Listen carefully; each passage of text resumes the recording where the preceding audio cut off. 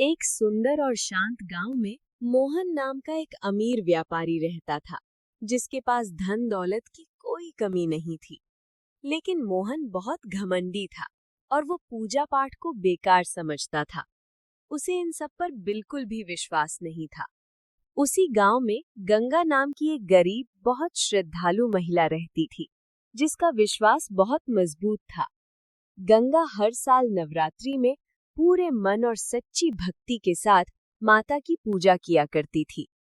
धीरे धीरे गांव में पवित्र चैत्र नवरात्रि का समय आ गया और चारों ओर भक्ति का माहौल बनने लगा।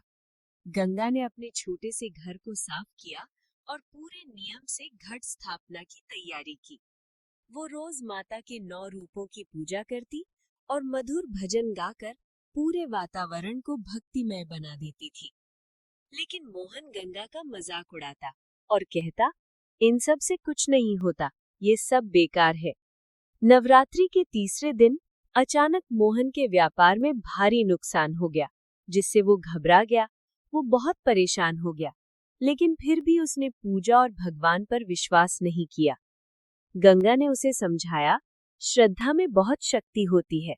सच्चे मन से की गई प्रार्थना कभी व्यर्थ नहीं जाती। लेकिन मोहन ने उसकी बात को पूरी तरह नजरअंदाज कर दिया और अपनी जिद पर अड़ा रहा। नवरात्रि के छठे दिन मोहन अचानक बीमार पड़ गया और उसकी हालत बिगड़ने लगी। अब वो डर गया और मजबूरी में मदद के लिए गंगा के पास पहुंचा। गंगा ने शांत स्वर में कहा, माता से सच्चे मन से प्रार्थना करो, वे जरूर तुम्हारी मदद करेंगी। मोहन ने पहली बार अपने दिल से माता को याद किया और सच्ची श्रद्धा से प्रार्थना की। धीरे धीरे उसकी तबीयत सुधरने लगी और वो पहले से बेहतर महसूस करने लगा। नवरात्रि के 8वें दिन उसने पूरी श्रद्धा और विश्वास के साथ माता की पूजा की। अब उसके मन में शांति और एक नया विश्वास जाग चुका था। 9वें दिन यानी रामनवमी के दिन उसने पूरे सम्मान के साथ कन्या पूजन किया। कुछ ही दिनों में उसका व्यापार भी धीरे धीरे फिर से अच्छा चलने लगा। अब मोहन पूरी तरह बदल चुका था और उसका घमंड खत्म हो गया था। वो हर साल नवरात्रि पूरे विश्वास और भक्ति के साथ मनाने लगा।